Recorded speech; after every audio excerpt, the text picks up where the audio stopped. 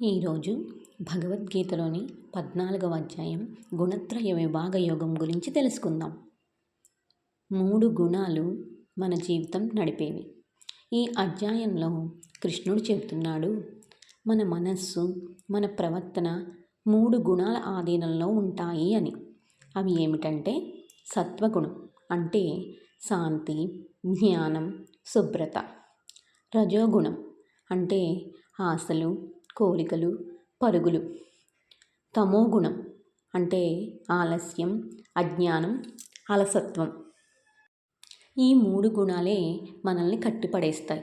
కానీ ఈ గుణాలను గమనిస్తూ వాటి మీద అధికారం పొందినవాడు నిజమైన ముక్తిని పొందుతాడు. ఈ అధ్యాయం యొక్క అర్థాన్ని ఒక చిన్న ఉదాహరణ ద్వారా తెలుసుకుందాం. ఉదయం అలారం మోగితే లేచి ధ్యానం చేస్తే అది సత్వగుణం. ఇంకా 5 నిమిషాలు అని ఆగితే అది తమోగుణం. ఆలస్యం అవుతుందని టెన్షన్ పడితే అది రజోగుణం. మనం ప్రతిరోజు ఆడే ఆట ఈ 3 గుణాల ఆటే.